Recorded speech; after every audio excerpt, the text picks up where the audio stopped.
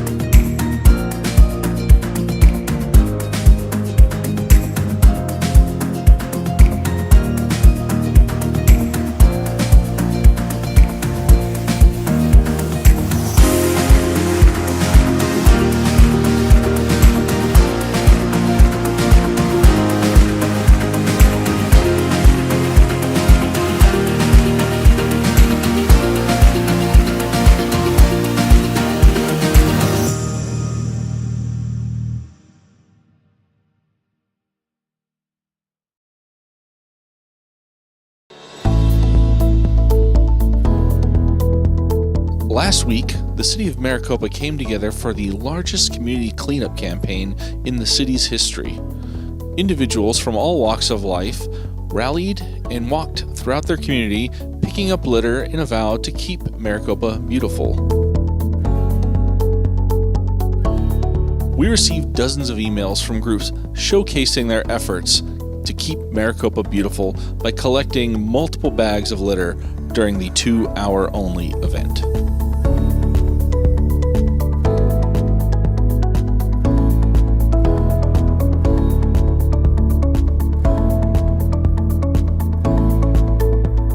To learn more about the next community cleanup event, please visit keepmaricopabeautiful.com.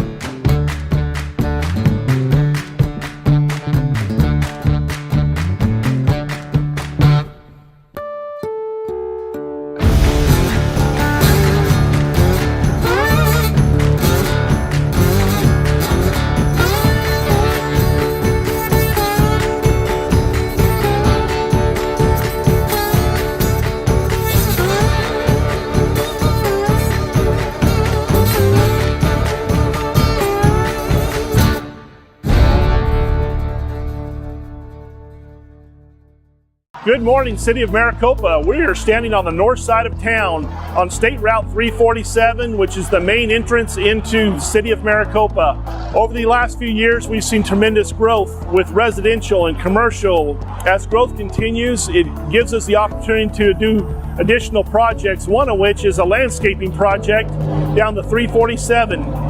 It'll go from Honeycutt Road to the north entries of town. This includes trees, landscaping, rock boulders, some metal art deco. There'll be some lighted metal structures all the way down the median. When you pull into the north side of town, we're going to have an impressive monument right in the middle of the road that represents the city of Maricopa, which has been well needed for many years. This project has been years, maybe even the decades in the making, with city council and citizens' requests and responses to increase the beautification of coming into town. We'd like to thank each one of you for the time, effort, energy, and the patience of getting this done. We look forward to having this project completed by the end of the year.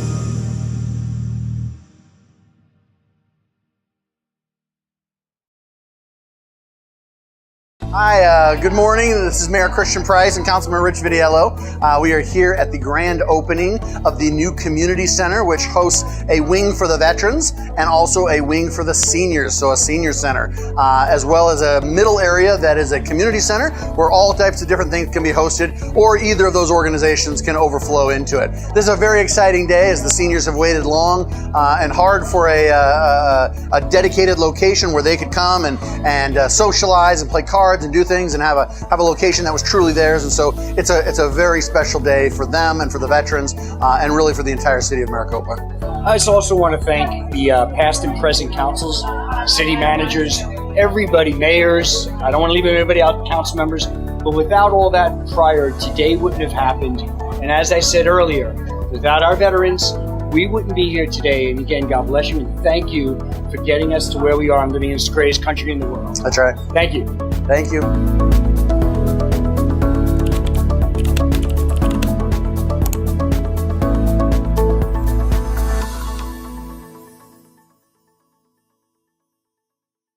I've come up with a family emergency plan. What is it? It's difficult to talk about, so I'm not telling you. I'm so glad I won't have to remember anything. Me too. Visit ready.gov/kids for tips and information. You were supposed to make a right, but you made a left. And it's okay, you found your way. On a personal note, as I was counseling the two of you, Bethany Ann Doak, Ian Donnelly, Kirsty Lynn Duthitt. Here's to the things that can keep us safe. And now, those that we carry with us everywhere will bring us wireless emergency alerts. With the unique sound and vibration, you'll be in the know, wherever you are. People think I'm trash, but they're wrong. Today I'm just an aluminum can, but one day I could be a stadium.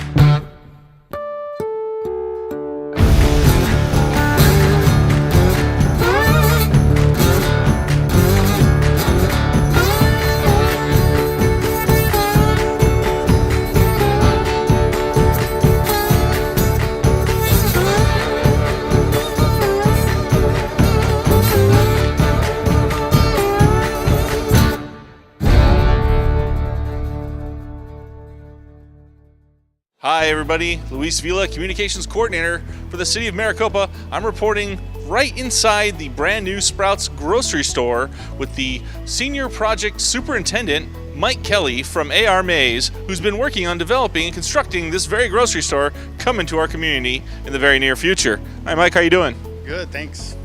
Can you tell us a little bit more about the construction process and how everything's gone thus far? It's actually been a real pleasure to work with the City of Maricopa. From the front office to the building inspectors, fire marshal, fire inspectors, it's gone really smoothly. So here in Maricopa, you guys have done a great job and it's been a great project so far. And I know some people may be worried that the shelves are empty right now. So when can we expect the actual groceries and everything to be delivered? The next big step for us here inside the store is going to be to start stocking dry goods. So things are going to start happening real quick. Okay. Final question. Everyone's really want to know, when is Sprouts going to be open? Well, I hope you're here the 25th so that you can get your tuna salad. I will definitely be here, and I hope to see all of you here. For all the latest developments and great things happening with the City of Maricopa, please check out what'snewmaricopa.com.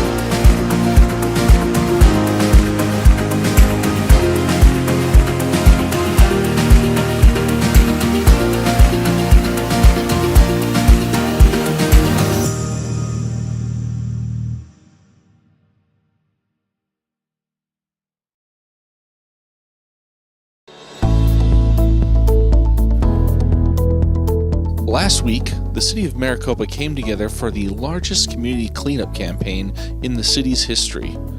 Individuals from all walks of life rallied and walked throughout their community, picking up litter in a vow to keep Maricopa beautiful.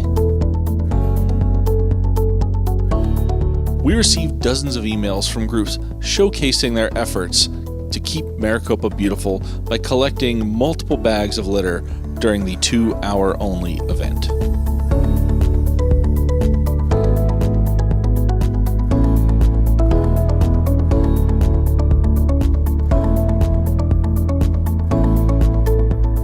To learn more about the next community cleanup event, please visit keepmaricopabeautiful.com.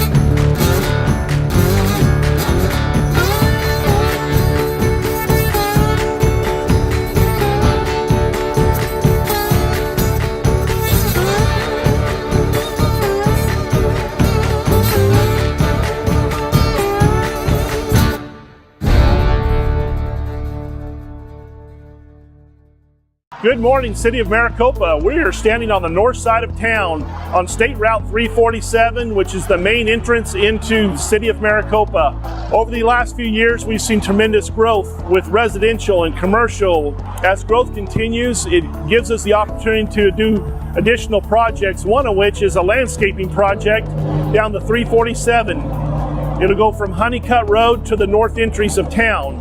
This includes trees, landscaping, rock boulders, some metal art deco. There'll be some lighted metal structures all the way down the median. When you pull into the north side of town, we're going to have an impressive monument right in the middle of the road that represents the city of Maricopa, which has been well needed for many years. This project has been years, maybe even decades in the making, with city council and citizens' requests and responses to increase the beautification of coming into town. We'd like to thank each one of you for the time, effort, energy, and the patience of getting this done. We look forward to having this project completed by the end of the year.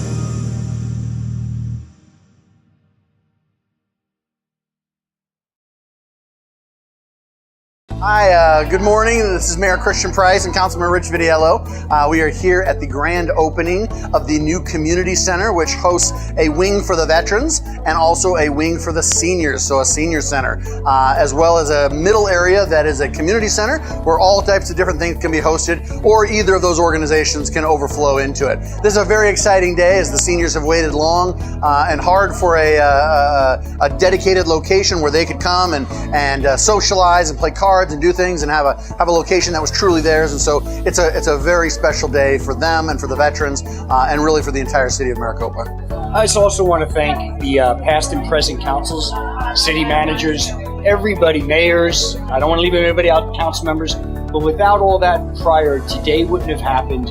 And as I said earlier, without our veterans, we wouldn't be here today. And again, God bless you and thank you for getting us to where we are and living in this greatest country in the world. That's right. Thank you. Thank you.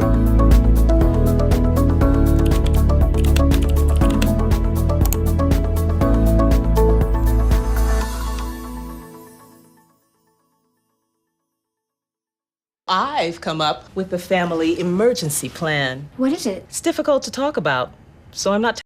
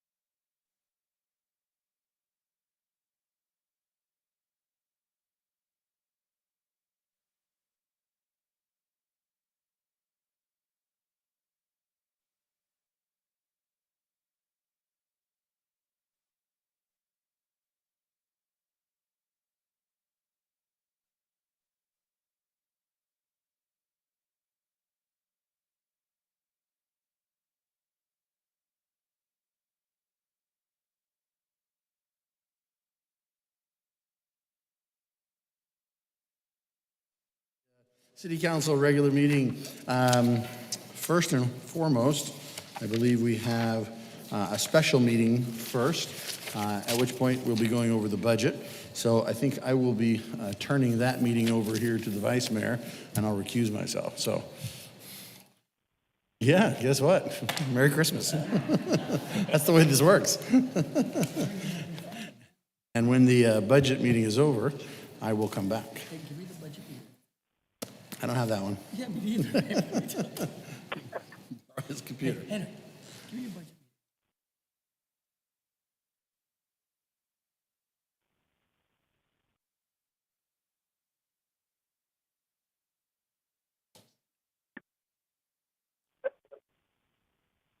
Yeah.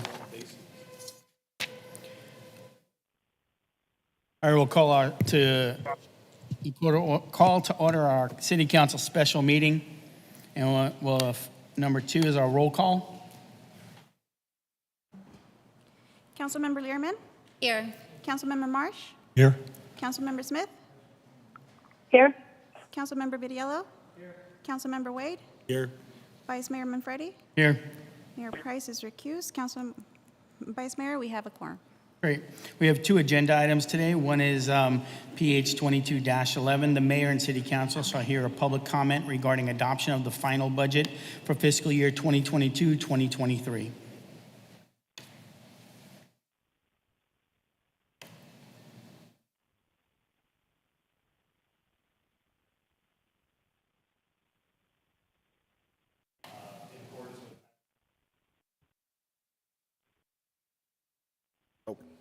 Thank you.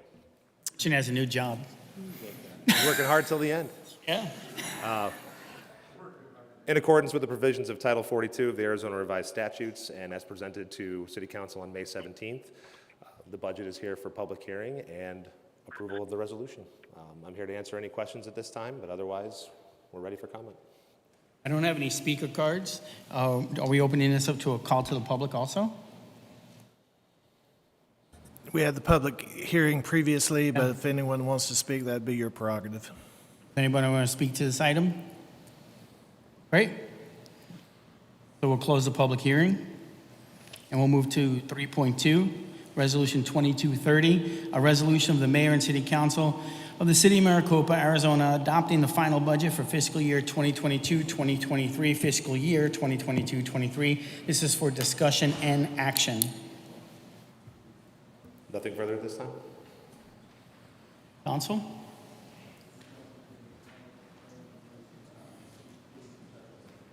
Nothing? No? We have a motion and a second. All in favor? Aye. Opposed? Aye. Motion passes. Thank you very much. Our special meeting is adjourned. Christian. Thank you. I'll take a warning next time. Yeah, I don't make these things last forever, you know. I'm not you.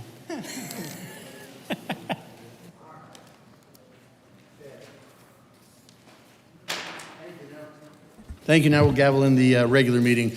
This is the regular city council meeting agenda. As you see, we had to have our budget presentation first, but that'll take us to the regular city council meeting. Can we move to a roll call, please, right after the call to order here, at which point we will do the Pledge of Allegiance, and we're going to have Pastor Drew Anderson please come forward and give us our invocation. So if you'd please rise, we'll start with the invocation, and then I'll lead us in the pledge.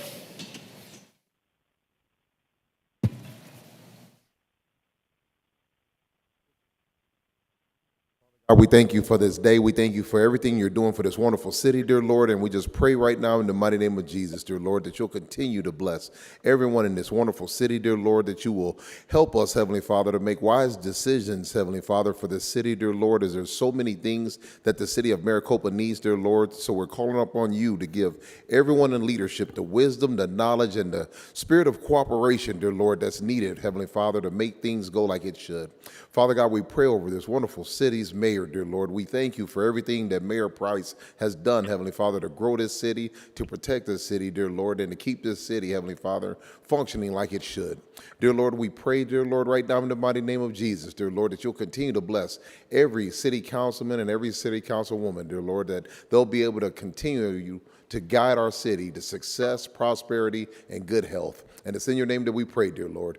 Amen. Amen.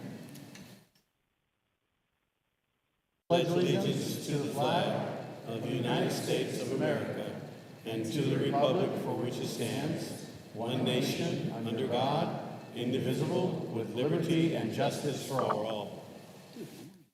Thank you. You may be seated. Know the stuff. I didn't know you were doing it. That'll take us to the roll call, please. Councilmember Learman? Here. Councilmember Marsh? Here. Councilmember Smith? Here.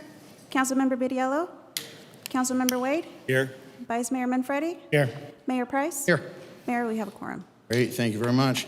That'll take us to the item 3, which we're actually going to move to the end of the meeting at this point, and that'll take us to the report from the mayor and council members. Council, at this time, anyone would like to offer us a report? We'll start with Councilmember Marsh. Well, I had a busy month so far. On Monday, the 13th of June, I attended along with the rest of council the groundbreaking for the Sonoran Desert Parkway. This is the first step toward an east-west corridor connecting Maricopa and Ak-Chin to I-10 just north of Casa Grande.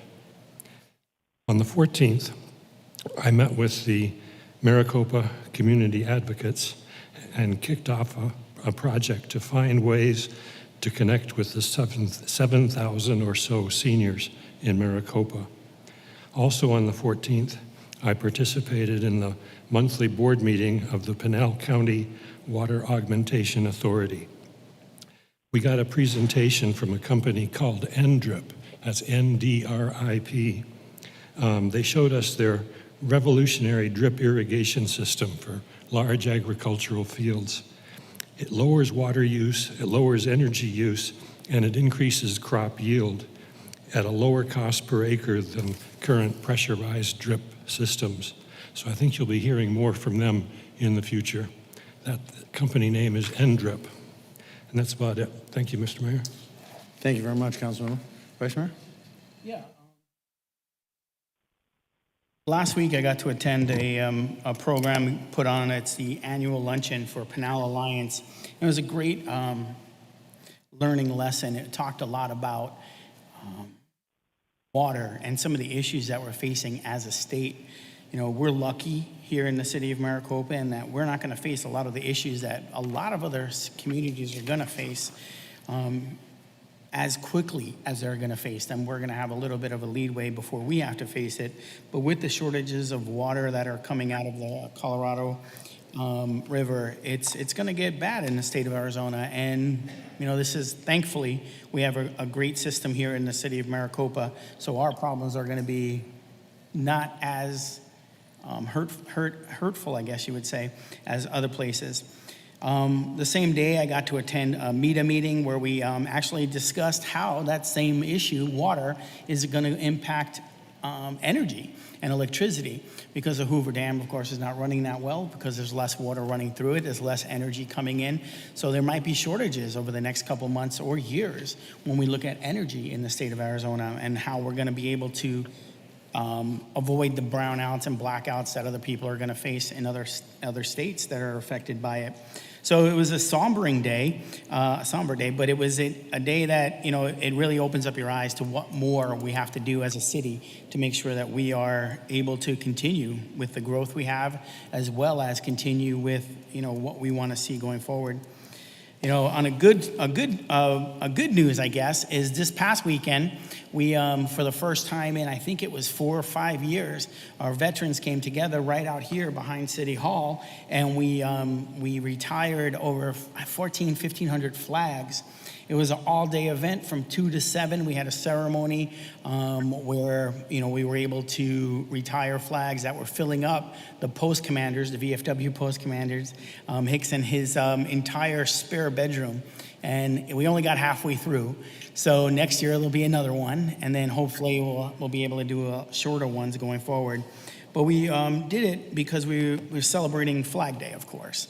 We didn't do it on Flag Day, but we needed more time, so we did it on the weekend. But that was a great thing to see. And when talking to the veterans, it was funny is that they mentioned that in the state of Arizona, it's not something that gets done, the whole ceremony where they do everything. Usually they get together, they say a prayer, they do their thing, and they burn the flags. But this was an actual ceremony with color guard and stuff. It was really great to see. That's it. Excellent. Yes, Councilmember Wade.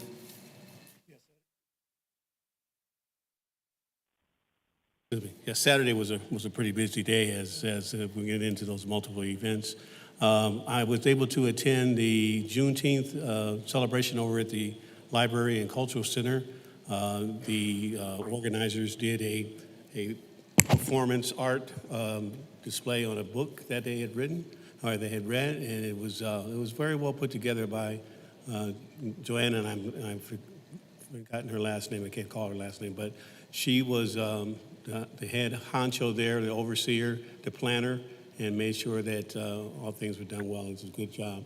And then there was another Juneteenth celebration over at Copper Sky, the typical celebration for Juneteenth with vendors, music, things for the kids to do, guest speakers, and about over 20 vendors. And I have to give credit to the organizer, Jelani Elliott. He and his wife, along with, I believe, Ms. Zojan, put that together, and it was really very well done, very well attended.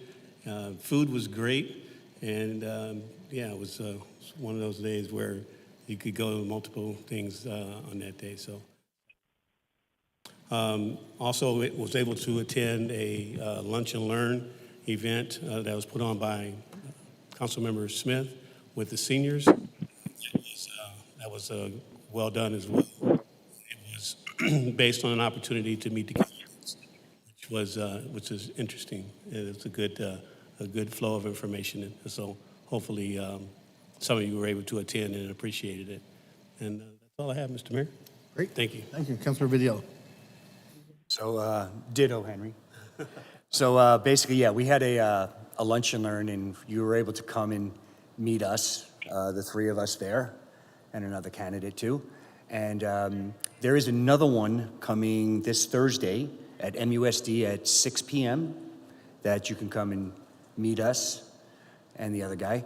And you can get to ask your questions, and you can get to learn a little bit about us. So we have a good time doing this kind of stuff. So anyway, hope to see you there. And then we have another one in July. This will be the last one that we have. We're only having 3 this year. So anyway, hopefully you guys can attend it and get to meet us and get to know us and have a good laugh every once in a while too. Thanks.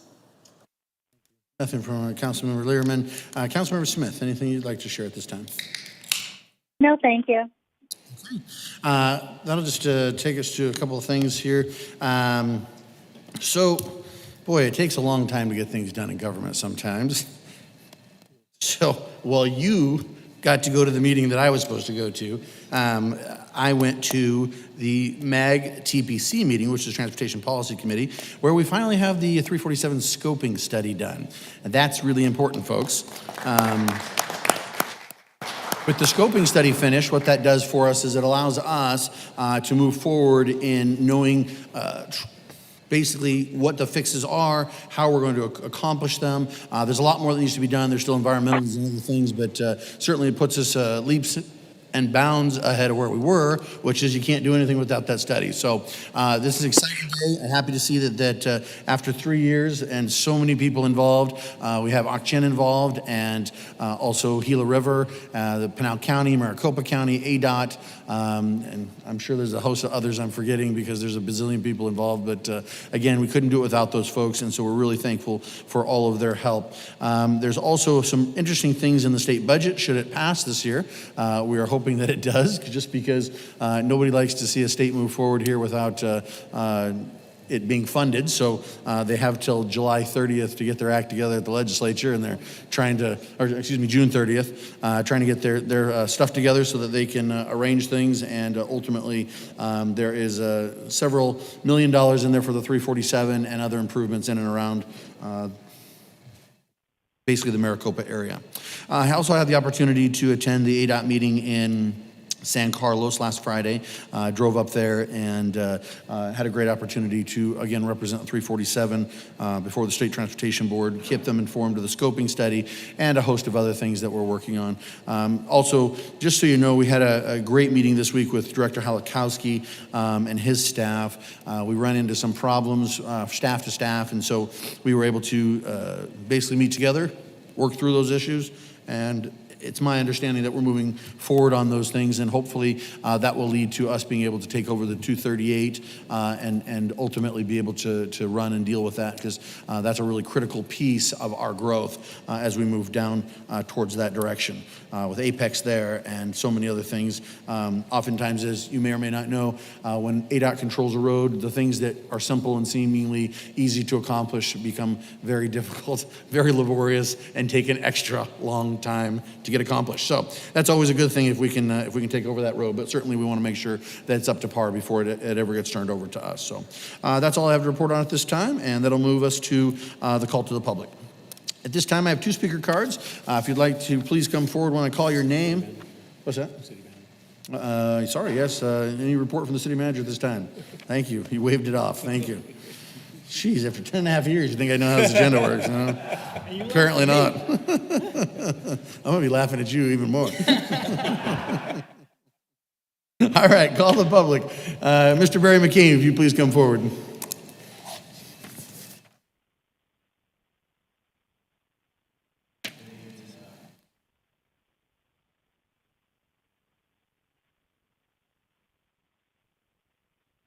Barry, would you turn that microphone on? Somehow it keeps getting turned off. Little button with the green light on it there. Did it go? Perfect, you're good. Thank you. Okay. My name is Barry McCain from Arizona City, and I'm already missing you already, Mayor Price. We just have to deal with it. Diversity is salvation of democracy. So what is democracy? Democracy is government by the people, especially the rule of the majority. I believe the framers of the U.S. Constitution understood what democracy is. I believe that the First Amendment was written to protect the rights of the people, and the Second Amendment was written so the people would be able to defend themselves against a rogue government. Because leadership is not just a role we play, but what we lead, our lives. Leadership does involve position, true, but only part.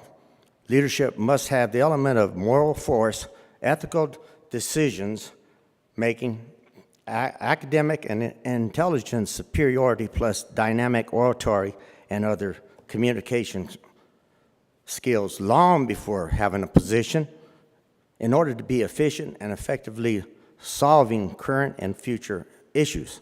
Leaders are not reckless, self-serving, or finding themselves facing legal consequences.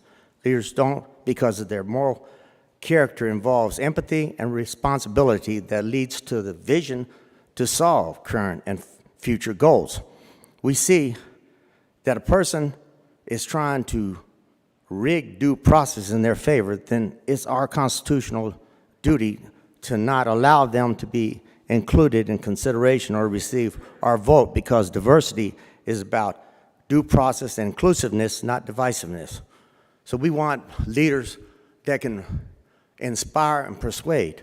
For example, whether a person is renting or mortgaging a property has no bearing on water consumption. And to add to what the Vice Mayor said, I'm concerned about when Nevada decides they want to get water from us. Thank you. Thank you, Barry. Appreciate it. At this time, we'd like to call up Mr. Micah Powell. Now, I failed to note that we're going to point out here, Micah is the mayor of Eloy, and so we certainly appreciate he's here with us today. And also, before you go, Micah, have the auction chairman here, Robert Miguel, in the audience as well. So I wanted to recognize Robert. Thank you for being here this evening. Mayor Christian Price, Vice Mayor, It's different on this side of the podium. You know, usually I'm on that side. City manager and staff. 2012 is when I became a little old city council member in the city of Eloy, while Christian Price became a big old mayor for the city of Maricopa. At that time, we didn't know each other. And then an event that the league puts on, an annual event, we became acquaintances. We became friends, and it was very odd. Trust me when I say Christian Price and myself sat at a table by ourselves and nobody bothered us. Now, if you sit at a table with Christian Price now, you're going to be bothered. I guarantee you that. Throughout these 10 years, Mayor Price, you have been a friend, a leader, a mentor, someone who I can look up to. And even though we started, and believe it or not, we're the same age, even though I have less hair than him, we have grown together. And you have not only put Maricopa on the map, you've put us as small communities, rural communities on the map as well, and you put Pinal County on the map. Your leadership, not just here in Maricopa, but through the whole state of Arizona, speaks volumes. Your residents should be very proud of the accomplishments that you have accomplished throughout this short period of time as representing your city.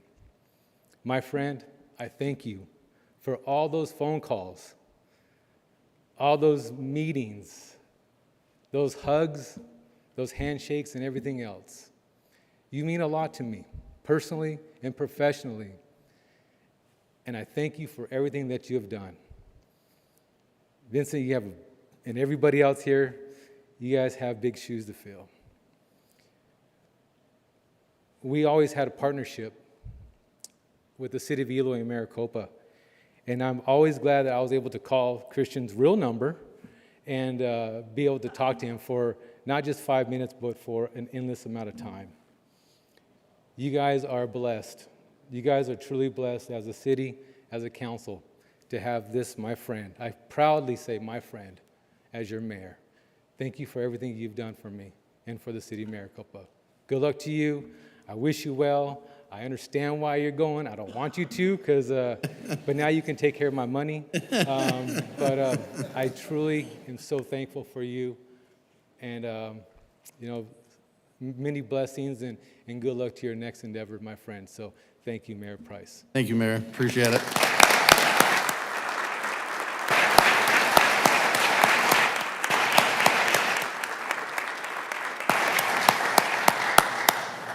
Don't worry, Mike, the check is already in the mail, okay? All right. Thank you very much. That's all the speaker cards I have, but the call to the public is open to you. If you wanted to approach the podium, tell us what's on your mind regarding the city at this time, you may do so. We'll give everyone 3 minutes to do so. If not, we'll move on. Please, Chairman.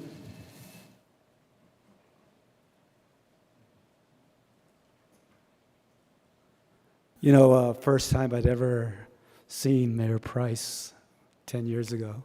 I was elected council member for my tribe, and I can't remember what event it was, but he was speaking. He was addressing the crowd, city of Maricopa. Might have been a council meeting, but just his posture and how he represented himself in the community was really impressive. And I got more impressed, and I need to know this guy once he started speaking Spanish. And I was like, oh my God, who's this guy? He's awesome. But to be able to just know him has really been a blessing to the Auction community. We've worked together for decades in our history, and we've gone through a lot together when we were just a couple of hundred members together, and we supported one another. And as the city grew, we didn't think that was going to be possible because of the growth and a lot on your plate. But you know what? Mayor Price continued to reach out to us and continue to keep us involved, include us in a number of things. When I was up in D.C., I always made it a priority to push across Maricopa's efforts also. So we had that relationship. We talked quite a bit, emailed, texted each other. And again, just was more. It was more of a family relationship than it was city to community. as mentioned, you know, Mayor Price has done so much for the city of Maricopa. He came at a perfect time when Maricopa was growing, and the city of Maricopa was very blessed to have a person with the leadership qualities and abilities that he had. He's put Maricopa on the map, not just county, state, but nationally. So again, Mayor Price, on behalf of the Occitan Indian community, you know, words cannot describe what you really truly mean to the community and our relationship overall. It is true you guys have big shoes to fill, but you know, Occitan is always going to consider you a part of our family, and I always say to my family, "Utki Adamki," our house is your house. Thank you, Mayor. Thank you.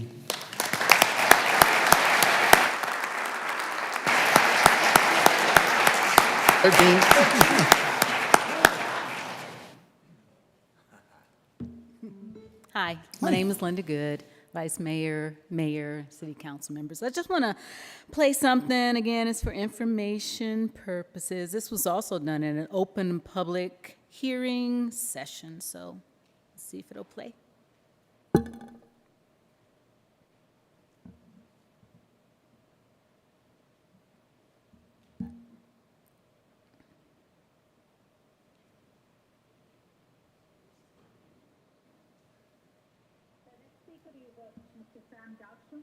You have 3 minutes, please. Hello, my name is Sam Dodson. I run a podcast called To the Lifeboats, and I have no relationship with the pharmaceutical cartels. I schooled in electrical engineering, and 2 years ago, I'd never heard of mRNA, but let me tell you what I've learned since. It starts with the shot you told us stays at the injection site. We know it doesn't. You knew it didn't. Biodistribution studies show that it goes to every major organ, primarily the heart, liver, and spleen, where thanks to the highly inflammatory lipid nanocomplex, it transfects the cells. That complex contains a pegylated lipid being mass injected into humans for the first time ever, while the animal studies showed heart attacks in pigs after the second injection. You knew the lipid nanocomplexes collect in the ovaries, where they have the potential to cause devastating effects on reproductive health, yet you did nothing. When women started complaining of menstrual problems, you did nothing. Transfected cells in every organ pump out the spike protein that ends up in the nucleus where it interrupts p53 line 1 and BRCA. You didn't know this because you didn't care to ask the question. And when shown to you in a study, you did nothing. Every transfected cell expressing spike protein risks autoimmune disease, the most acute of which is myocarditis. When people started dying of myocarditis, you did nothing. The spike protein flows freely in the vasculature, finding its way into the brain, breast milk, and the environment as the body sheds this protein in exosomes, making those around the vaccinated sick.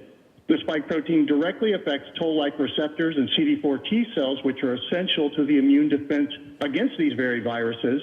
When the vaccinated repeatedly caught COVID and suffered reactivation of herpes, shingles, papillomavirus in unprecedented numbers, you knew this was a massive problem, yet you did nothing.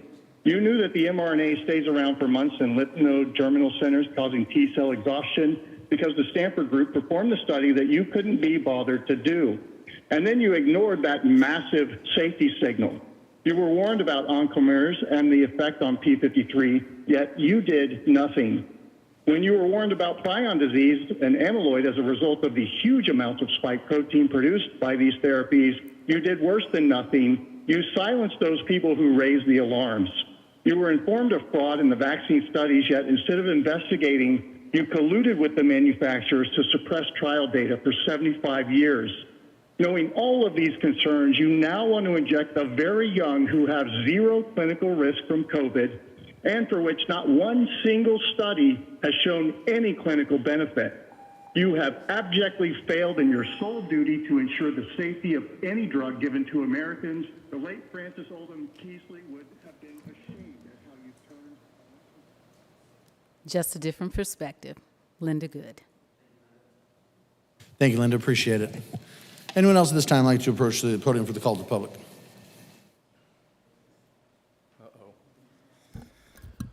Good evening, Mr. Mayor, council members, city staff. My name is Jason Plotke. From those who know me, I'm from Apex. It gets alluded to every once in a while. I just wanted to say that I stumbled into your town 6 years ago with a pretty big dream and not much else other than that.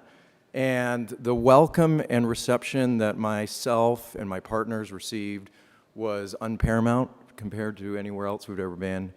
We've enjoyed that relationship for the past 6 years, and it continues to evolve beyond that. And what you've done, Mr. Mayor, for the city, certainly for our project, but for many other projects that have come after us, is impressive, and the council. I just wanted to have that recognized and keep it sweet and say, you know, I wasn't here 10 and a half years ago, but I was here 6 years ago, and I've seen what's happened in those 6 years, and you certainly have left it better than you found it. So thank you very much. Thank you, Jason.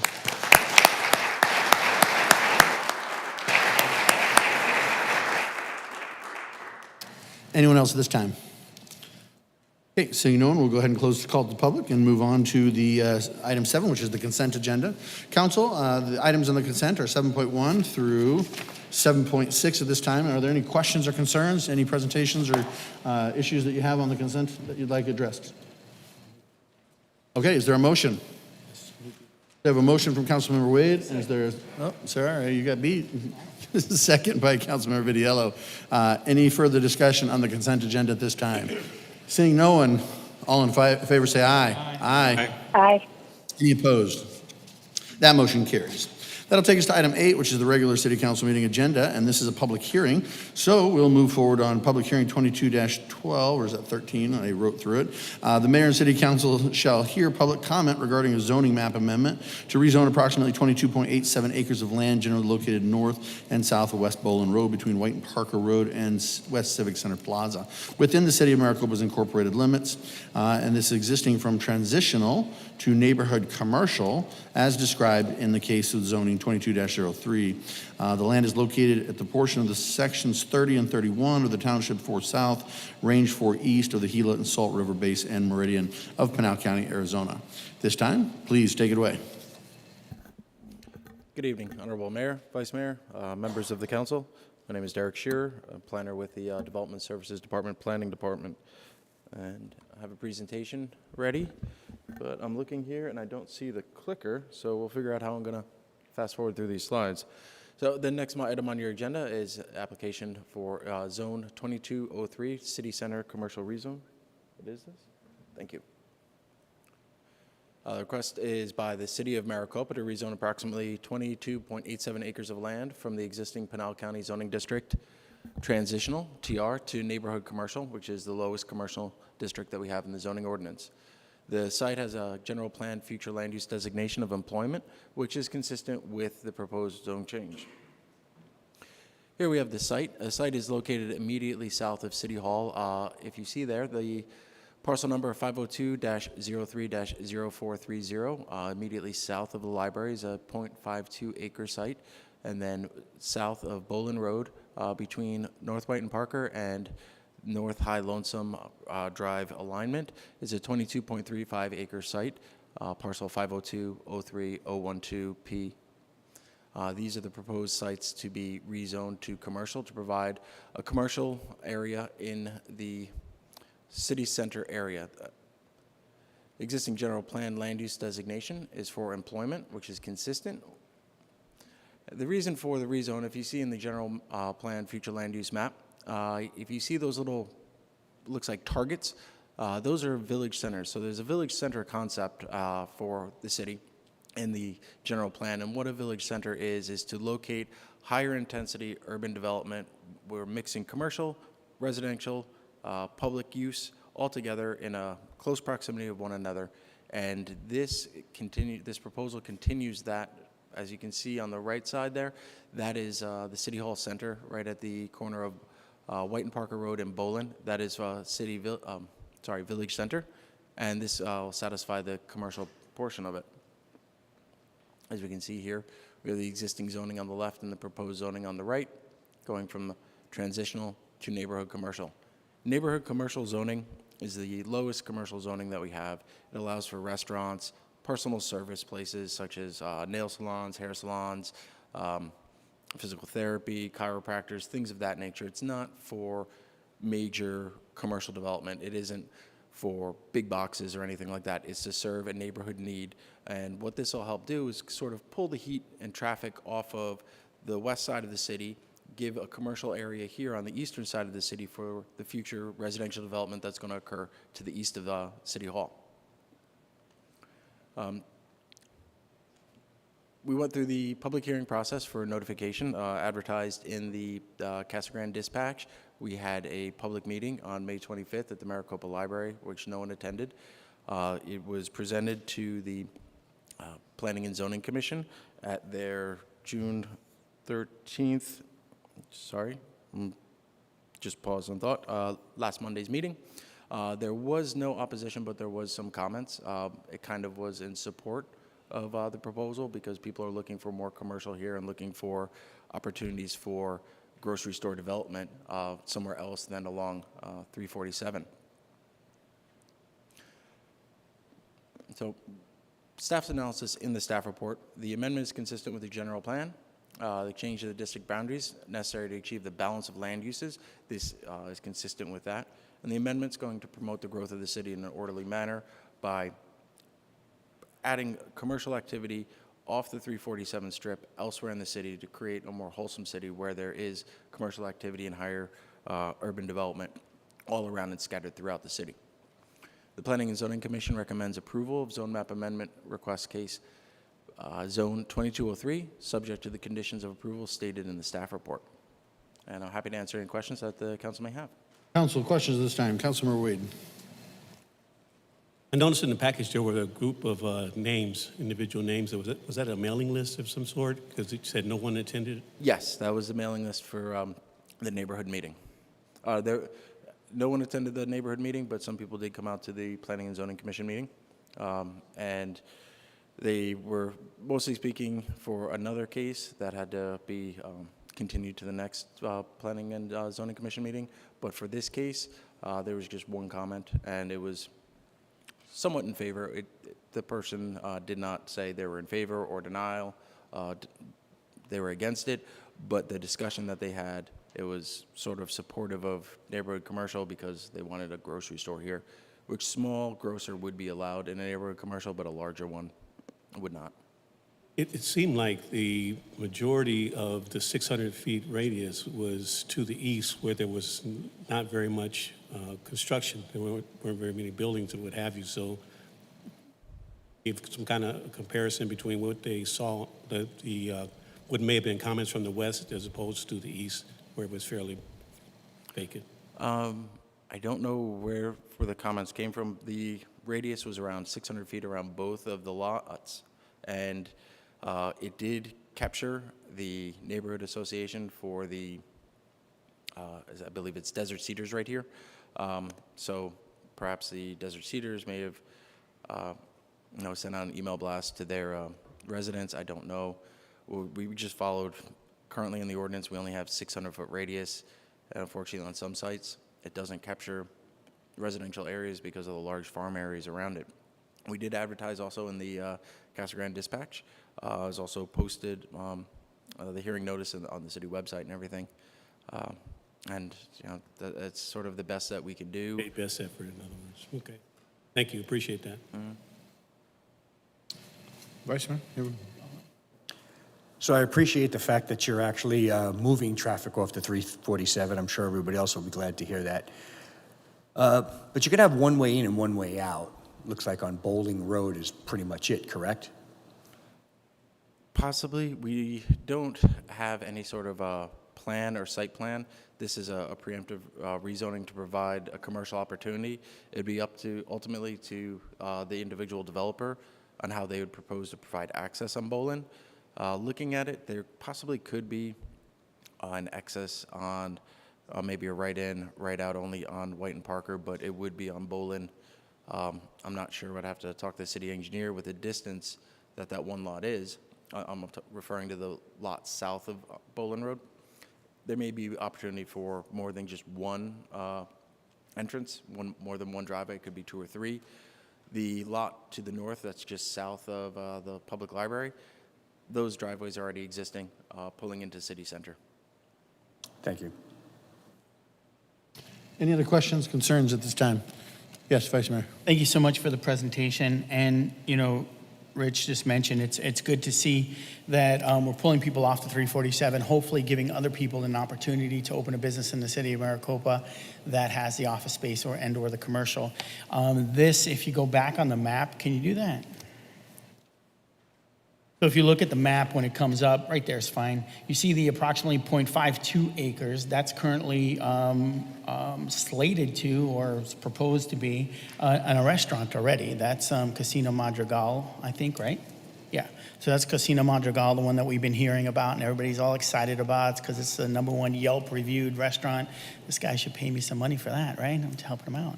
But I'm joking, of course. But it's the #1 Yelp reviewed restaurant in the nation, and that's going to open right there on that slot. Across from that is a bunch of other commercial space, which the city is starving for. I work with businesses every single day, and one of the questions I get, not one of them, the first question I get is, where can I open my business? And I'm working with a company out of Casa Grande right now, or Casa Grande as like people say, and I get yelled at for, who want to open a store here, and they've been looking for over a year to find a storefront. And I think they found one now, but we need places for smaller businesses to open. So this is a great opportunity for that to happen. And then if you go forward one slide, you mentioned one more, I think. And it's the one with the village. Yes. Yeah, the general plan one. There it is. If you notice the village concept there, you'll see that it's over there where we're looking at, but it's also, if you look a little further, that encompasses the area all around Bolin, all the way down to Hartman. And, you know, you can envision this being a very major street within the city of Maricopa, more than Honeycutt itself. And Bolin, by nature, is going to be busier and probably more than likely is going to be the first road expanded before Honeycutt to those 4 lanes leading out towards Hartman. So there's going to be a busy road that's going to be able to have all of this commercial on there. And yeah, there's no plan in there yet, but we can push for a second exit onto Wayne Parker probably. That comes over time. But yeah, I'm 100% in approval. Okay. Council, no other questions on that. This is a public hearing, so I'd open it up to the public at this time. If anyone would like to speak to this item and this item only, you may do so.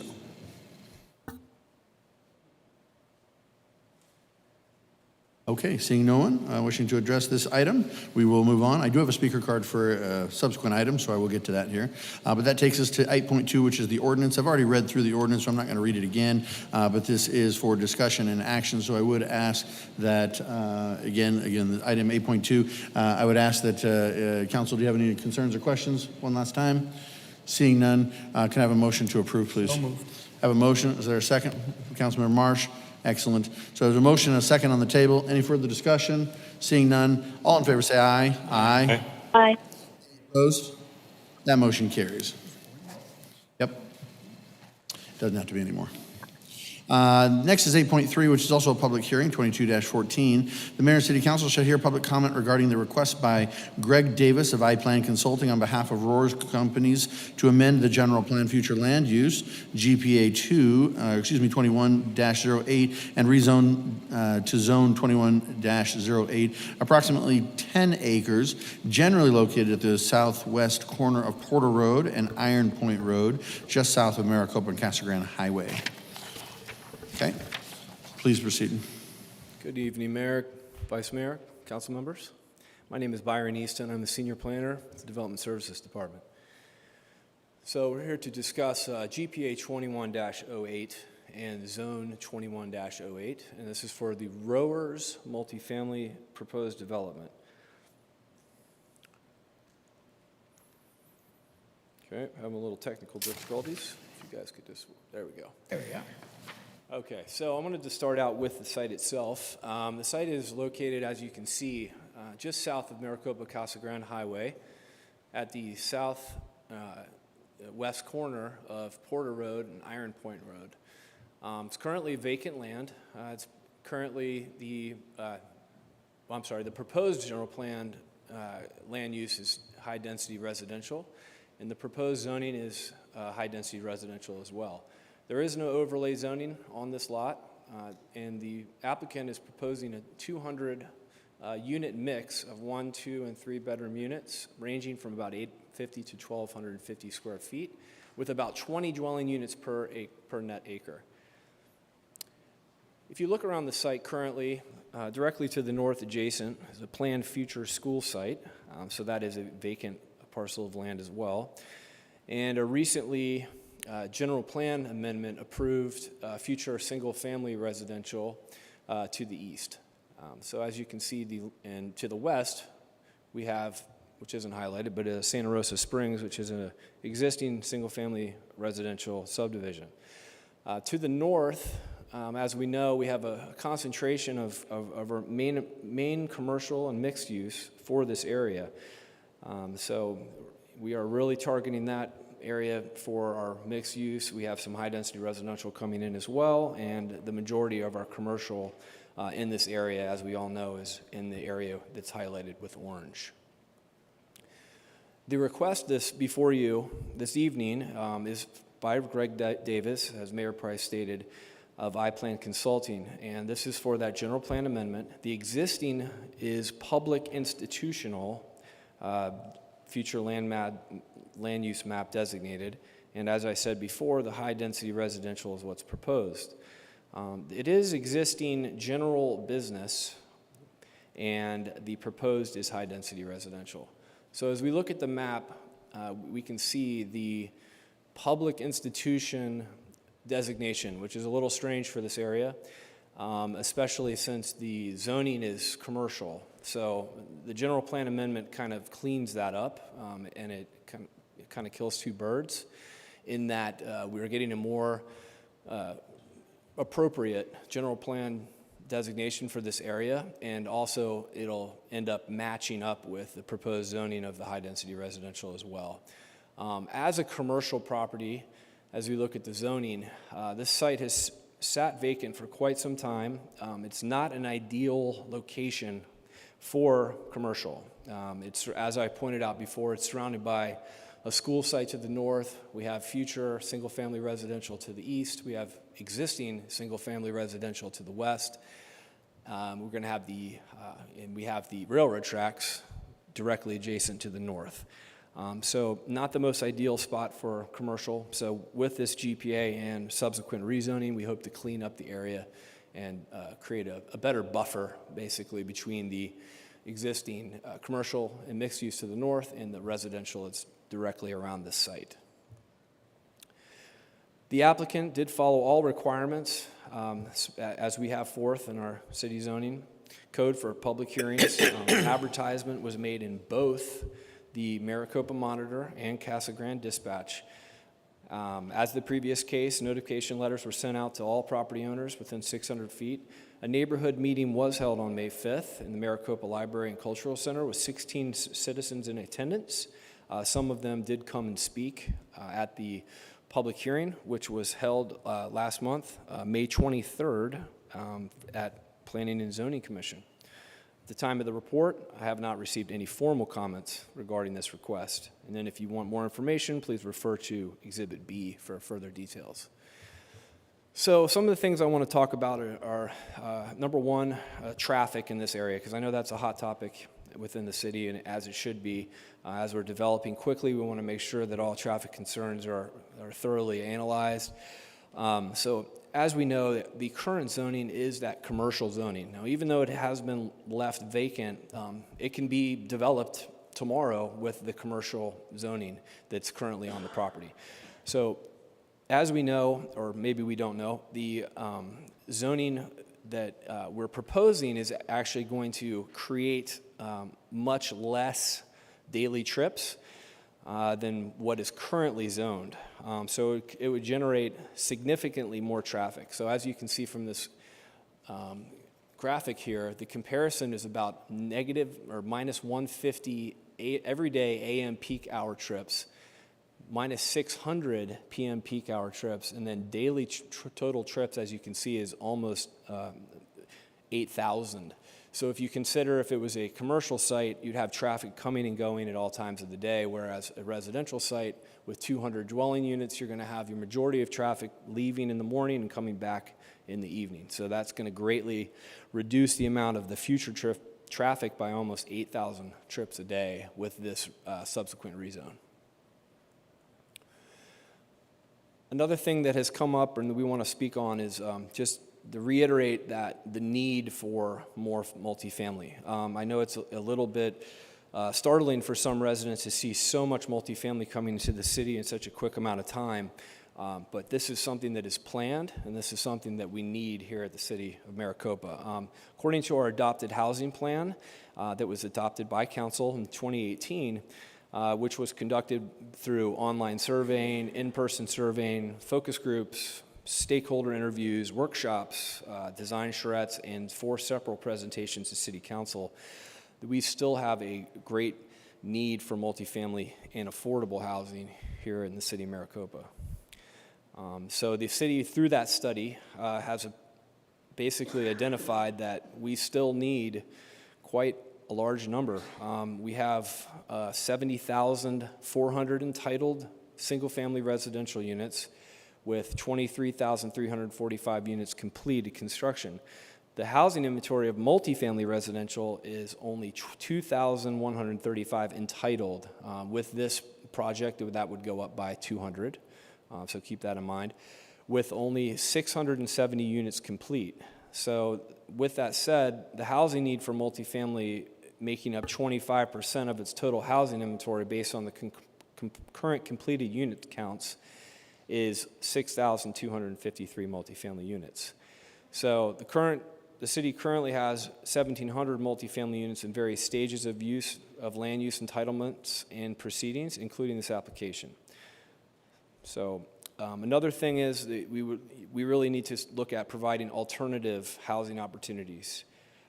So I'm going to talk a little bit about that. So adopted housing plan goals. This is kind of a graphic that shows the valley, and which is a valley-wide problem with affordable housing and what people make versus what they can afford to buy. And as you can see to the right, we have such occupations as retail worker, wait person, construction worker, teachers, chef, which would be anybody in the restaurant industry, all the way through firefighting, and you can see just the jump in the red from 2020 to 2021. As prices continue to go up in the single-family residential market, even those of us that, like myself, with government jobs, are having a hard time finding affordable places to live. So this is one of the reasons why we need to push some alternative housing choices here in our city. Another thing people are worried about is, well, what's happening when we're getting rid of more commercial property? Well, I just wanted to point out, as this graphic shows, that we have the city-initiated commercial rezone that we just heard. So that's a large area that we're bringing into the city. And then all of the mixed use and commercial zoning, if you look just to the north of the railroad tracks, that light blue and the red and the light gray color, that is all land that's available for commercial development. So as you can see, and then also to the east, you can see there's a good bit of red and light blue, which is mixed use, which would allow for commercial development as well. So although this site we are technically taking away commercial land, it's staff's opinion that this use would be more appropriate for the site as it is. Another thing we're hearing is, well, why is all this multifamily concentrated just in this one area along Porter Road?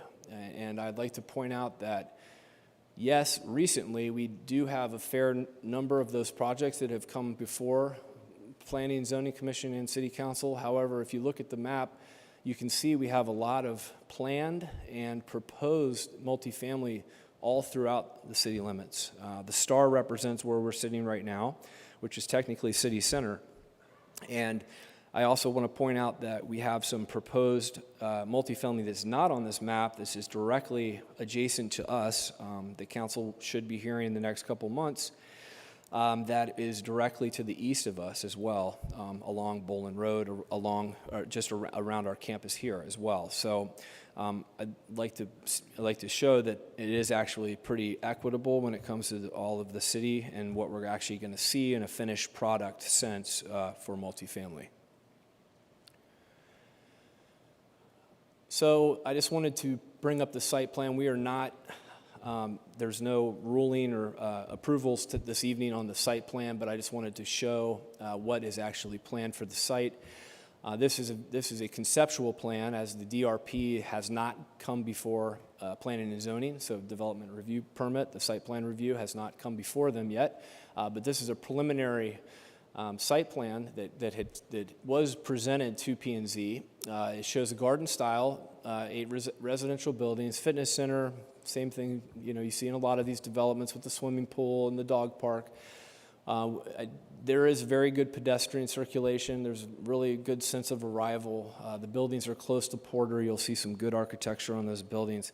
However, when we did present this to P&Z, we did receive some feedback from several concerned citizens and from internal staff that the building that I'm highlighting here, Building 3, was a little close to the west and was encroaching on Santa Rosa Springs. So some of the residents were a little concerned about site visibility lines and people looking into their backyard.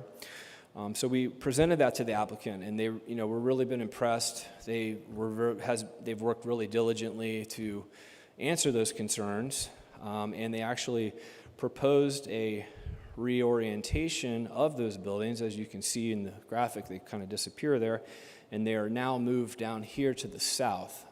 So I thought that was, really a good move by them, and they're proving that they're listening to the concerned citizens by moving that building, and all those eyes will now be facing to the south to the vacant land.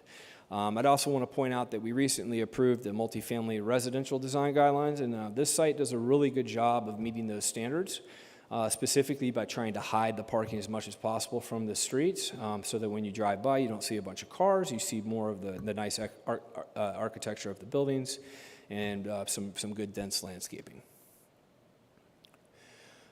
These elevations are also very preliminary. We will ask the applicant to provide a little bit more materials and some different colors. As many of us in the audience may think to ourselves, well, this is very desert tone and kind of monotonous color scheme. So we at the city also agree with that, and we'd like to see them think a little bit more outside of the box. But we think this is a really good start. We already have a couple of different materials that are being used, and then as you can see on this elevation, you can see there's a step down to 2 stories that you'll actually see in a couple of the buildings, which is going to add a lot more articulation to the roof line of the building, so it won't appear to be a big box, if that makes sense, for lack of better words. With that said, GPA 21-08, minor general plan amendment findings, we agree that this does minimize the conflict between the land uses, much more than a commercial land use there. We'd like to see the development of diverse housing stock, both dwelling type and density, creating a safe and functional pedestrian way. It was important with the design of the site. And as we saw earlier with the housing needs assessment, we'd like to see more diversity of housing stock for workforce housing, more affordable housing. So with that said, staff's findings are favorable in all the above considerations. And in addition, planning and zoning also found that to be favorable and recommended approval. As for the zoning, ZON 21-05, we found that the amendment was consistent with the general plan, and then that the amendment does promote safe growth and a good quality product here in the city. With that said, I'd like to say that the Planning and Zoning Commission recommends approval of minor general plan amendment request GPA 21-08, subject to the conditions of approval stated in the staff report and as amended by the Planning and Zoning Commission. And then additionally for the ZON 21-08, that should read, the Planning and Zoning Commission recommends approval of zone map amendment case ZON 21-08, subject to the conditions of approval stated in the staff report and as amended by the Planning and Zoning Commission. Just a reminder, each item does require separate action. and I am here to answer any questions. In addition, Mr. Greg Davis is also with us from iPlan Consulting to answer any questions, or he actually has a separate presentation if you want to hear any more about the case before you. Okay. Thank you. Council, do you have any questions at this time? I do have a public speaker card. I would like to move to that at some point. So I think we'll go ahead. Is Sue Van Goosen here? Sue, come on up.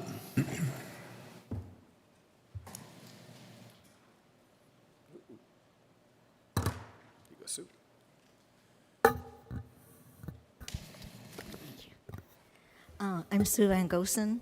I live in the Elm Tree area just off Porter Road. I and my neighbors ask that no more parcels on Porter Road be rezoned to or high-density residential. The concentration of approximately 1,700 rental units, almost a third of what the city requested, is concentrated right there off Porter Road. And this has created an undesirable section of the city that impacts our property values and the resaleability of our homes, because there are not many people wanting to own a home in an area that is mainly apartments. I mean, that's transitional people. If all of the apartments that are currently where it's already approved, this one not counted, there's 1,700. That's counting those that are on Honeycutt Road, and that's not counting those already occupied on Porter Road. So we're asking that all of the rezoning for high-density multifamily be somewhere off Porter Road, somewhere else. Because right now, whenever anyone comes into town, they see all of these apartments being built here, and they don't want to buy in that area. Thank you. Thank you, Sue, for your comments. I appreciate it. Okay, Council. Yes, please. Councilor Wade. I just had a question. How many, maybe it seems like a strange question, but how many elevators would be made available that'll support the complex?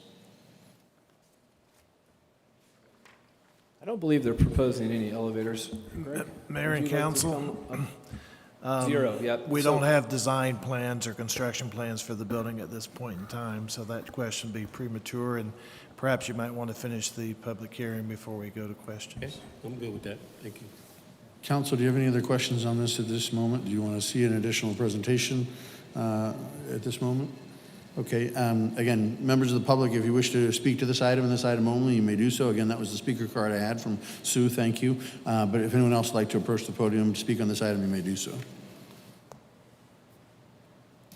Okay, seeing no one, we'll go ahead and close the public hearing at this time and move on to the subsequent portion of this, which is 8.4. This is the resolution 22-35, a resolution of the Mayor and City Council of the City of Maricopa, Arizona, approving and adopting a minor general plan land use amendment to change the land use from public institutional to high-density residential for approximately 10 acres generally located at the southwest corner of North Porter Road and Iron Point Road. Won't finish that because we've already done that. This is for discussion and action at this time. I guess, and I don't mean to be rude in any way, shape, or form, but I do have a question that I don't know if you can answer. I realize that you're not a real estate agent. I understand there are real estate agents in the room, but I've tried to watch really closely to the argument that was just made before us regarding home values. And home values can be a perceived issue. It can be a real issue. It just depends on the time in the economic cycle. It can be a whole host of things. One of the things that the citizens are always asking of us is to have more commercial in an area, and commercial absolutely locates to that area when there are homes nearby, because those homes then frequent that area. And so therefore there's a symbiotic relationship that takes place. In order for more commercial to be here, you have to have more homes.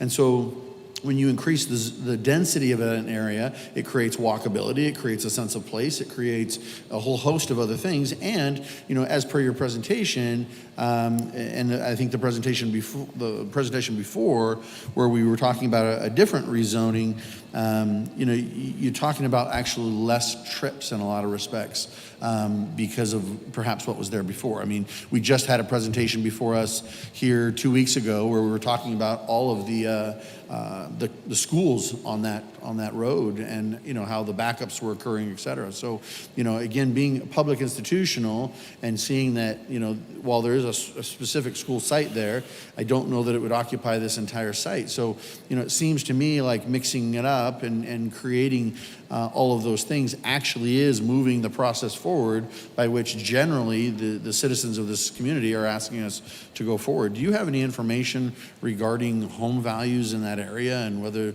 they're increasing or decreasing based on apartments in that? Mayor, you mind if I address that question? Please.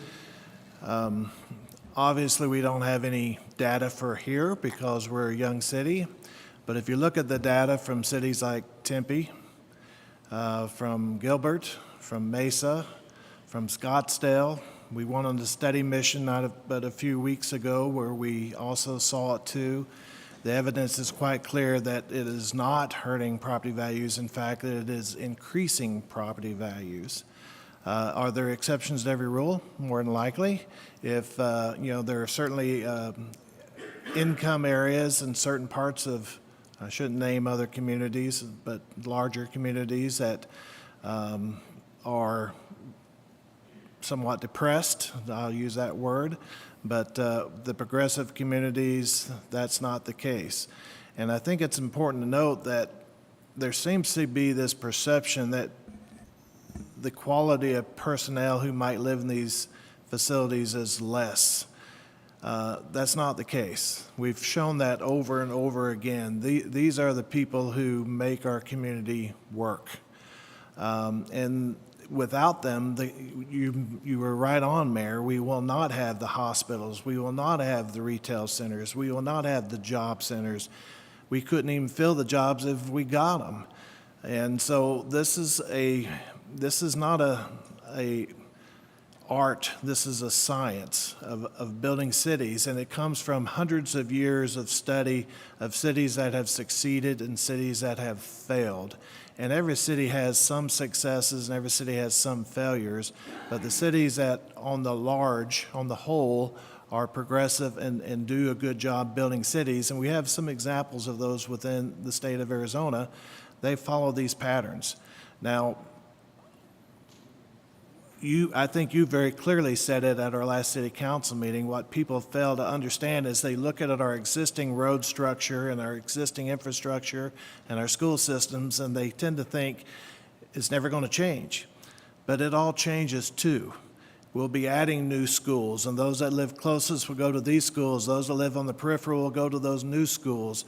As we build new shopping centers, traffic patterns will change. People won't drive all the way from Tortosa to Fry's. They'll probably go to Fry's out on Hartman Road one day. So this is all part of that process going forward. But it's not anecdotal evidence if you went and checked the records. And can you find some that are less? But the truth is, no, they're all going up in value. Thank you. And that was the answer I was expecting, in the respect that I've done my due diligence on this. I've watched other cities. I've continued to see, the blending of these things. I've continued to see, teachers that are living 4 and 5 to a house and 6 to a house and looking to get out of here because they have no place to call their own. We can't continue to grow as a city if we are so exclusive to only catering to one group that it can afford something. And again, I don't think this is necessarily an affordability issue, but rather it's a diversity issue, right? One in which there's choices for people. And I think, we'd be doing a disservice if we don't provide the options and the possibilities of choice for people to choose for themselves where they want to live, where they want to go, where they want to have an option for. So that's the question I had. Thank you for those answers. Any other questions, council, at this time? Yes, Vice Mayor. Rick, thank you so much for the answer. I could have answered that right also by just looking at the houses that are for sale. Go to any of the realtors and look at the houses and how fast they're selling. Now, it's slowed down a little bit recently, and it has nothing to do with apartments. It has mostly to do with interest rates rising and inflation, and people are slowing down on housing purchases. But it also brings to the point that more and more diversity in housing is needed, because we need a diversity in our workforce, because the people who are buying a $500,000 or $700,000 house in the city of Maricopa, believe it or not, if you're buying a $700,000 house, you're usually not working as a cashier at Kohl's, right? Or something like that. By the way, Kohl's is not, I'm not saying Kohl's is coming, and he's not saying Fry's is going on Hartman either. He's making an example of what could happen. But when you look at that, it can happen, but it cannot happen if we don't have diversity of housing. You know, I am not a proponent of public housing. I'm a proponent of market rate housing that allows people to live where they want to both work, live, and play. And it's an important thing. The city of Maricopa is that. It's a community, and we have to be accepting of all types of housing if we want to grow the community to the point that it's self-sufficient in terms of jobs and everything else that's needed. You know, so when I look at it, you know, and then the traffic. You brought up the traffic. It's very important. Go out to Honeycutt at any point in the day and Porter, right? And park your car in Circle K. And just sit there and watch the number of cars that come in and out of that Circle K throughout the day. And imagine a Circle K anywhere else where we're allowing apartments to go. Apartments, they usually get up in the morning, they go to work, they come home, maybe they go back and forth to one or two things in a day, but it's not a constant traffic impact in an area. And the slide that you had up showed it exactly. It's much less traffic for a small apartment complex than it is for commercial properties. I think it was Walmart. That was 10,000 trips a day. 10,000 trips a day. Just Walmart alone, not the stores that surround it. It's craziness. But when we look at it, it's important to understand, and the mayor mentioned that it's important that we build, and just I want to clarify, because a lot of people out there kind of think that the city of Maricopa is building apartments. We don't build apartments, and neither do we build commercial properties. What we do is we zone the area, we plan the area, we look at the area, we look at the general plan, and we look at what's important and where to have it, right? And we help and try and figure that out along with the developers that are actually doing the building. So developers build, developers put the apartments in, developers put the commercial in. And I think I spend way too much time on Facebook and probably talking, but somebody was telling me that just make it hard on developers, right? Make it hard on them. Make them fight to put that apartment in. Take them to court a couple times. Figure it out, right? So they go away. But developers are kind of like teeth. And what I mean by that is, if you don't take care of them, they're gonna go away.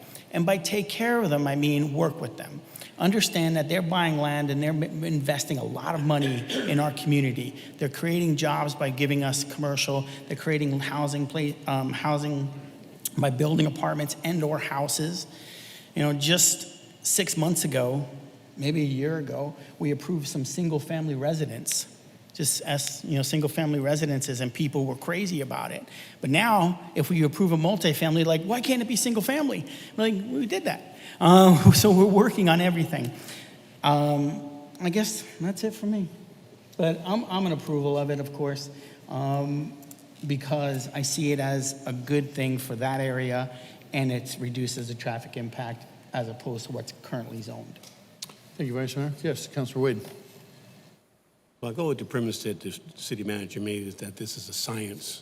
And it is a science in terms of, as you're building a city, I've never built a city before I came here, so it's a science that I'm learning. But one thing I did do was real estate appraisals. And a part of an appraisal is diminishing returns. If we get to the point where we've oversaturated the market with a certain amount of property, and the diversity of property is important, and hopefully we have a diversity of diversity, but when we get to a point of diminishing returns, that's my understanding of the science of it. But at the same token, what we offer as a city council is an opportunity for expression of concern. People have their voice. So for me, as long as folks have their voice and we give them an understanding of what's available to them and they have their voice, their opportunity to speak on it, then we've done our job. But as I said, there comes a point in time where enough is enough. And I don't know what that is. I don't know if we study for that or not. But if it is what it is, if we're benefiting from it, the city is benefiting from it, the constituents are benefiting from it, then I'm good with it. If it's something that's causing concern, i.e. public safety in the area where you have an oversaturation. We were presented with that previous slide that showed the amount of trips at the last opportunity we had to speak, or that last opportunity presented towards us. And it sounds good, it looks good, but I don't know. I don't know if that's in fact the actual science, or maybe the science was the outcome of the science, I don't know. So for me, as a person who actually lives in that area, I still have some concerns about whether or not it's going to benefit me. Well, thank you, Councilmember. And as you know, I live in the area too. Perhaps less than 40 houses are closer to these projects than me. But the science was the housing plan that took almost a year to complete, which had outside independent consultants who went through the series of public meetings, surveys, and all that. So this document represents the science, which suggests a ratio of around 20-25% throughout the community at the end of the day. Is there always a tipping point? Yes, because the world does change. And you've heard me say before, sometimes the biggest impediment to a good plan is the fact that you have a plan, because it does change, and we have to stay on top of it, and we have to monitor that. But we also have to be mindful of other things. There's a percentage of people living in our community now in single-family homes that will not be living in those single-family homes in the coming months because of COVID, because of flex rate schedules and other things, that they're going to be losing their homes. Where are they going to go? So it's a very nuanced thing that we can't say once we do it, and you're absolutely right. Every single time we have to evaluate it on a case-by-case basis to determine what those needs are. But based on the situation we're in today, and the decision's ultimately up to you as representatives of the people to decide, staff has evaluated all of the general plan, which was adopted by the people, the planning the housing plan, which was facilitated through a process with the people and with all the data that we have available to us today, and thus our recommendation, coupled with that of the Planning and Zoning Commission, and we'll leave it in your good hands to make the final determination. Just for the point of the public record, when the assessment was put out, I was one of the larger proponents of that assessment and strove most diligently to get people informed, and held public meetings myself with my council member on the corner. So I've been there, I understand that, definitely. Thank you, sir. Anyone else? Councilmember Vidillo. Yeah, could you go back to the traffic study, please?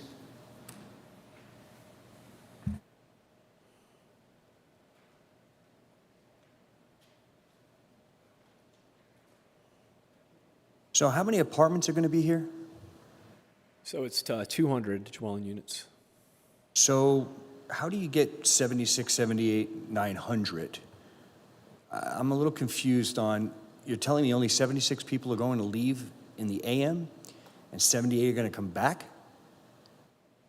So this is trips, average daily trips, AM peak hours. So this would be 72 vehicles, I'm assuming. Because if you've got 200 apartments, you said? Yes. 200 with, let's just say, 3 people. How are we only going to have 76 trips? How are we going to get 78 to come back if you only had 76 leave? I just want to know how the numbers work. So that way, when they ask me about traffic studies, I can give them an answer that they understand if I can't understand it. Councilman would be happy to post the traffic study online. It is available for the public to see. And are you ready to speak to it? Okay. If it's all right, I know the public hearing's closed. I'm the applicant's representative. For the record, Greg Davis with iPlan Consulting. Thank you for having us here tonight. Just real quick on this slide, that 76 doesn't represent total morning trips. That is a per hour trip basis from 6, 7, 8, 9. So it's a 4-hour average. So that's technically a lot more trips than that's leading. But in the industry, when we're trying to compare impact to groups, we look at that peak in the AM, the peak in the PM, and the overall, because that's when most single family or families are leaving during that time frame. So I know it's a little bit misleading, so I understand the question. Hope that helps. Yeah, that's kind of what I was, 76. So 304 is approximately what you're saying would AM, and then probably about the same PM. So correct, that's an average over those morning hours, which I think is 6 to 9 total, so. Okay, because that makes a little more sense, because most people would say 76, now I'm getting it, it's over the peak Yeah, hours, so. 340 trips roughly between. All right. Correct. Thank you. You bet. Any other questions, Council? Councilor Smith, do you have anything?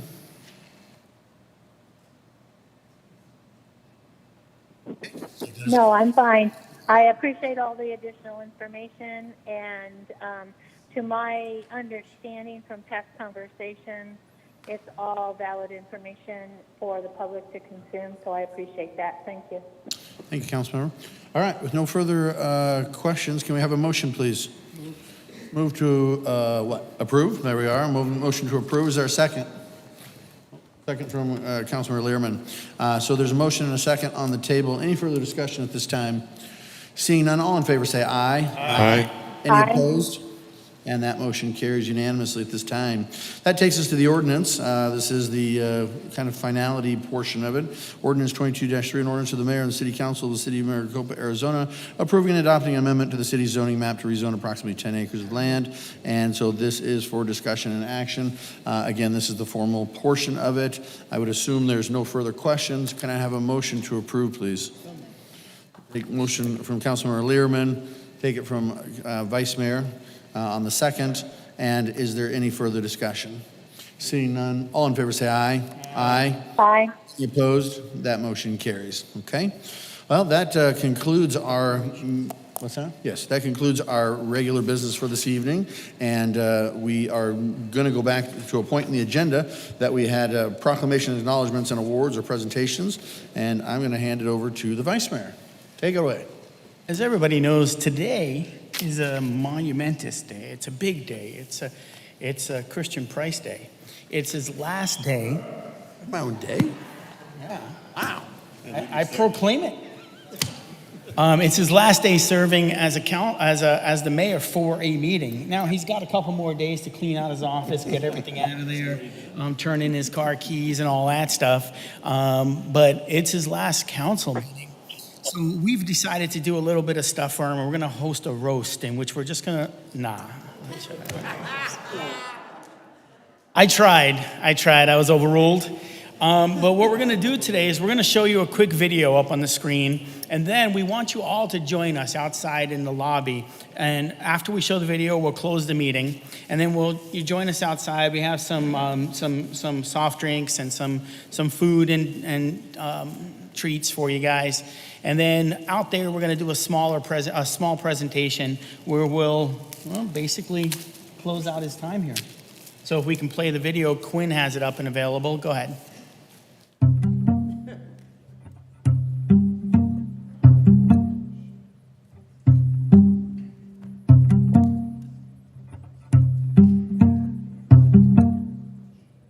Sum up Mayor Price, one word.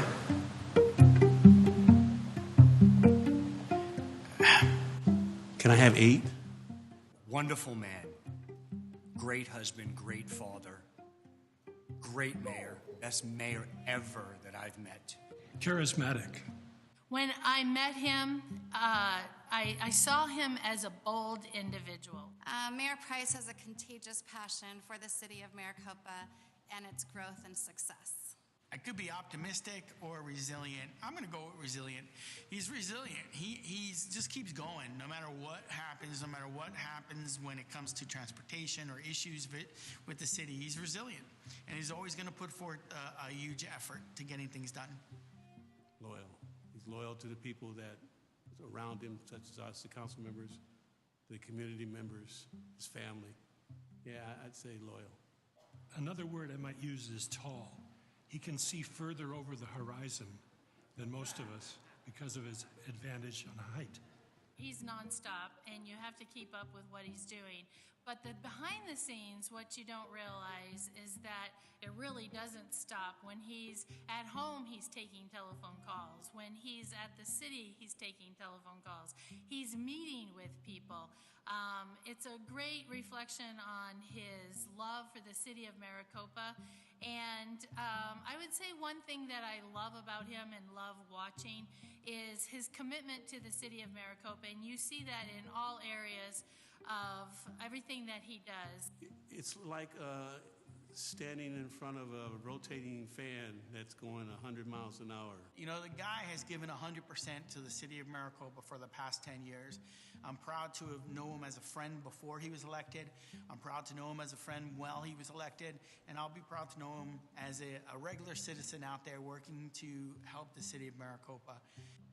Who could have figured 11 years ago that a tall, smiling HOA board member and professional financial planner could lead our city from a population of 20,000 to 70,000 in 10 years, and could lead our city council to become an important political force in our state. Thank you, Mayor Price, for all you've done for Maricopa, and thanks in advance for all you're going to do in the next decade. Can't say much more than he's just been a great friend, and he'll be missed dearly up there, but he won't be forgotten. And again, he's got a great support role, and the new mayor will have a great support role because we all band together as one team, one goal, one team. Mayor Price, thank you so much for giving me opportunities to grow as a leader in Maricopa. I appreciate your support and your ability to communicate your vision and passion for this community and sharing that with other people so we can all work together to make this the best place to live in America. Really, I'm going to miss you, Mr. Mayor. I look forward to hearing some of the things that you're going to do and seeing some of the things that you'll do for the city. I think that we're lucky to continue to have his services in this other capacity. I think it's going to be a good partnership for everybody around. And if you tell him that I'm going to miss him and I love him, then you're just going to have to rerun the tape.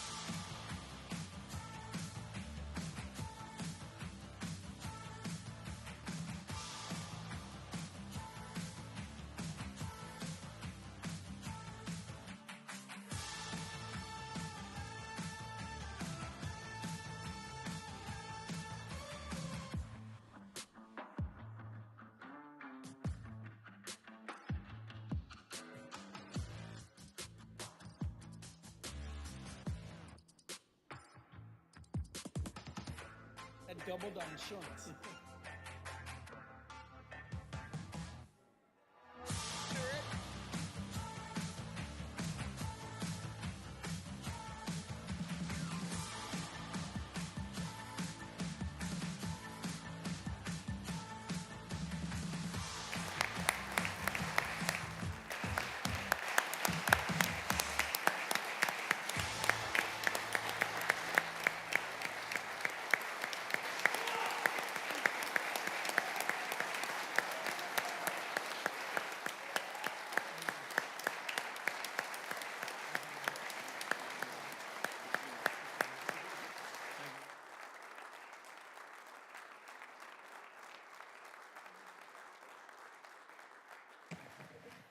You want to say something before we go outside? Sure, quick.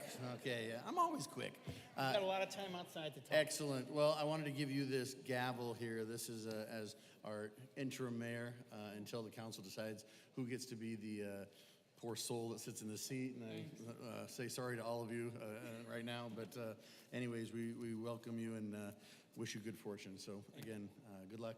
And again, just to councils past and present, thank you for everything. Boy, it's amazing how fast 10 years goes by.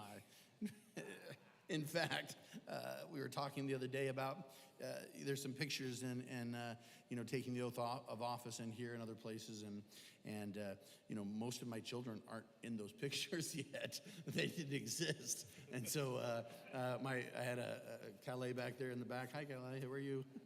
Wave. There you go. She said the other day, as I finally realized that she's 10 years old and been doing this job for 10 years, she's like, wait a second, what do you mean you're not going to be the mayor? That doesn't make any sense to me. It just didn't click because I've always been the mayor while she's been alive. So I guess when it's your whole life, that makes a lot of sense. Again, thank you to the citizens for placing your trust in me. And this has been seriously the honor of a lifetime. So thank you very much. Appreciate it.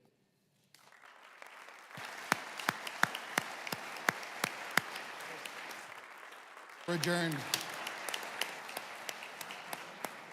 Please join us outside where we're going to have a little presentation for the mayor and some snacks for everybody. I